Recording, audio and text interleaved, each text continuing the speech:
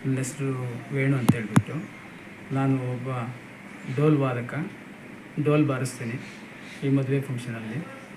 ಈಗ ನನ್ನ ಈ ವಿಚಾರ ತಿಳಿಸುವುದೇನೆಂದರೆ, ನನ್ನ ಮಗನ ಆರೋಗ್ಯ ಸ್ಥಿತಿಯಿಂದ, ನನ್ನ ಮಗನ 3 ತಿಂಗಳಿಂದ ಸತತವಾಗಿ ನಾನು ಕಷ್ಟಪಟ್ಟು ನನ್ನ ಮಗನ ಚಿಕಿತ್ಸೆಗೋಸ್ಕರನೇ ನಾನು ಕಷ್ಟ ಬಿದ್ದಿದ್ದೀನಿ. ಆದರೆ ಈಗ ನನ್ನ ಮಗನ ಆರೋಗ್ಯ ಸ್ಥಿತಿ ತುಂಬ ಗಂಭೀರವಾಗಿದೆ. ಇದರಲ್ಲಿ BMT bone marrow treatment translation ಅನ್ನೋ ಚಿಕಿತ್ಸೆ ಪಡೆಯಬೇಕು ಅಂತ ಡಾಕ್ಟ್ರು ಚಿಕಿತ್ಸೆ ಹೇಳಿದ್ದಾರೆ. ಇದರಲ್ಲಿ ನನ್ನ ಮಗನ ಇಷ್ಟು ದಿನ ನಾನು ಕಷ್ಟಪಟ್ಟು ನನ್ನ ಮಗನನ್ನು ಉಳಿಸ್ಕೊಂಡಿದ್ದೀನಿ.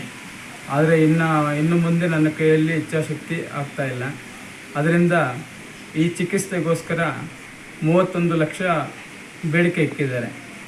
ಆದ್ದರಿಂದ ತಾವು ತನು ಮನ ಧನ ಸಹಾಯ ಮಾಡಿ ನನ್ನ ಮಗನ ಉಳಿಸ್ಕೊಳ್ಬೇಕಾಗಿ ವಿನಂತಿ. ನನ್ನ ಹೆಸರು ಶಾಲಿನಿ ಅಂತ. ನನ್ನ ಮಗ ಯಶ್ ಸಾಯಿ ಅಂತ. ಅವನಿಗೆ ಇವಾಗ ಟ್ರೀಟ್ಮೆಂಟ್ಗೋಸ್ಕರ ನಾವು ಫಂಡ್ ರೇಸ್ ಮಾಡಿಸ್ತಾ ಇದ್ದೀವಿ. ಮತ್ತು ಅವನಿಗೆ 6 ಮಂತ್ಸ್ ಮಗುವಿಂದನೂ ಅವನಿಗೆ ತುಂಬ ಹೈ ಫೀವರ್ ಬರ್ತಾಯಿತ್ತು. ನಮಗೆ ಗೊತ್ತಾಗದೆ ನಾವು ತುಂಬ ಕಡೆ ನಾವು ಟ್ರೀಟ್ಮೆಂಟ್ ಕೊಡಿಸಿದ್ದೀವಿ. ಲೈಕ್ ಟಿಲ್ ಡೇಟ್ ಒಂದು 11 ಟೈಮ್ಸ್ ಅಡ್ಮಿಟ್ ಮಾಡಿದ್ದೀವಿ ನಾವು. ಬಟ್ ಅವನಿಗೆ ಏನು ಪ್ರಾಬ್ಲಮ್ ಅಂತ ಆ್ಯಕ್ಚುಲಿ ಏನೂ ಡಯಾಗ್ನೋಸ್ ಆಗಿರಲಿಲ್ಲ. ಬಟ್ ಆಮೇಲೆ ಲೇಟ್ರ್ ನಾವು MS ರಾಮಯ್ಯ ಅಲ್ಲಿ ಅಡ್ಮಿಟ್ ಮಾಡಿದ್ವಿ. ಅವರು ANA ಪ್ರೊಫೈಲ್ ಅಂತ ಮಾಡಿಸಿದ್ರು. ನನಗೆ ANA ಪ್ರೊಫೈಲಲ್ಲಿ ನಮಗೆ ಆ್ಯಕ್ಚುಯಲ್ ಪ್ರಾಬ್ಲಮ್ ಏನು ಅಂತ ಗೊತ್ತಾಯಿತು. ಆ್ಯಕ್ಚುಲಿ ಇದು ಅಲ್ಲಿ ಪ್ರಸ್ತುತ ಅಲ್ಲಿ ಆವಾಗ ರುಮಟಾಲಜಿಸ್ಟ್ ಯಾರೂ ಇರಲಿಲ್ಲ. ಸೊ ಅವರು ಆಸ್ಟರ್ಗೆ ರೆಫರ್ ಮಾಡಿದ್ರು. ಡಾಕ್ಟರ್ ಸಾಗರ್ ಬಟಾಟ್ ಅಂತ ಅವರು ನಮಗೆ ಯಶ್ಗೆ ಟ್ರೀಟ್ ಮಾಡ್ತಾಯಿದ್ದಿದ್ದು ಡಾಕ್ಟ್ರು. ಅಲ್ಲಿಂದ ನಮಗೆ ಟ್ರೀಟ್ಮೆಂಟ್ ಶುರು ಆಯಿತು. ಲೈಕ್ ಅವಾಗಿಂದನೂ ನಾವು ಅವನಿಗೆ ಕಂಟಿನ್ಯೂಸ್ ಆಗಿ ಮೆಡಿಕೇಷನ್ಸ್ ಎಲ್ಲ ಇದ್ದರು. ಬಟ್ ಆಗಾಗ ಅವನಿಗೆ ಆ್ಯಪ್ಸಸ್ ಎಲ್ಲ ಆಗಿದೆ. ಅವನಿಗೆ ಲೈಕ್ ಬಿಹೈಂಡ್ ಇಯರ್ ಎಲ್ಲ ಸ್ವಲ್ಪ ಆ್ಯಪ್ಸಸ್ ಎಲ್ಲ ಆಗಿದೆ. ಆಗೆಲ್ಲನೂ ಅಷ್ಟೇ ತುಂಬಾ ಖರ್ಚಾಗಿತ್ತು. ಆಸ್ಟ್ರಲ್ಲಿ ತುಂಬ ಖರ್ಚಾಗಿತ್ತು. ಬಟ್ ಈಗ ಅವನಿಗೆ ಬೇರೆ ಆಪ್ಷನ್ನೇ ಇಲ್ಲ. ಲಾಸ್ಟ್ ಇಯರು 2 ಮಂತ್ಸ್ ಇದ್ವಿ MS ರಾಮಯ್ಯ ಅಲ್ಲಿ ಹತ್ರ ಒಂದು 7 lakhsವರೆಗೂ ಖರ್ಚಾಯಿತು. ನೆಕ್ರಟೈಸಿಂಗ್ ನಿಮೋನಿಯಾ ಅಂತ ಆಗಿತ್ತು. ಆಗ ಒಂದು 20% ಆಫ್ ಲಂಗ್ ಅವನಿಗೆ ತೆಗೆದಿದ್ದಾರೆ. ಲೈಕ್ ಕಂಪ್ಲೀಟಾಗಿ ನೆಕ್ರಟೈಸ್ ಆಗೋಗಿತ್ತು. ಅದಕ್ಕೋಸ್ಕರ ಆಗಲಿಂದ ಒಂದು ಸ್ವಲ್ಪ ತುಂಬಾ ಇನ್ಫೆಕ್ಷನ್ಸ್ ಅಂದರೆ ರೆಕ್ರೆಂಟ್ ಇನ್ಫೆಕ್ಷನ್ಸ್ ಇರೋದ್ರಿಂದ ಅವನಿಗೆ ಟ್ರೀಟ್ಮೆಂಟ್ ಬೇಕಾಗಿದೆ. ಅದಕ್ಕೆ ಲಾಸ್ಟ್ ಆಪ್ಷನ್ ಆಗಿ BMT ಅಂದರೆ ಬೋನ್ ಮ್ಯಾರೋ ಟ್ರಾನ್ಸ್ಪ್ಲಾಂಟ್ ಅಂತ ಒಂದು ಆಪ್ಷನ್ ಕೊಟ್ಟಿದ್ದಾರೆ. ಅದು ಸ್ವಲ್ಪ ತುಂಬಾ ಕಾಸ್ಟ್ಲಿ ಇದೆ. ಅದು ಎಸ್ಟಿಮೇಷನ್ ಬಂದ್ಬಿಟ್ಟು 31 lakhs ಅಂತ ಕೊಟ್ಟಿದ್ದಾರೆ. ಅದಕ್ಕೋಸ್ಕರ ನಾವು ಸ್ವಲ್ಪ ಫಂಡ್ ರೇಸ್ ಮಾಡೋಣ ಅಂತ. ಆದಷ್ಟು ನಿಮ್ಮ ಕೈಲಾದಷ್ಟು ನಮಗೆ ಹೆಲ್ಪ್ ಮಾಡಿಕೊಡಿ, ನನ್ನ ಮಗನ ಉಳಿಸ್ಕೊಡಿ. ನಾನು ಆಗಲಿ. ಈಗ ಏನು 31 ಲಕ್ಷ ಆಗುತ್ತೆ ಅಂತ? ಹೌದು ಸರ್, ಫುಲ್ ಪ್ಯಾಕೇಜ್ ಅದು? ಹಾಂ ಸರ್, ಕಂಪ್ಲೀಟ್ ಪ್ಯಾಕೇಜ್ ಇದೆ.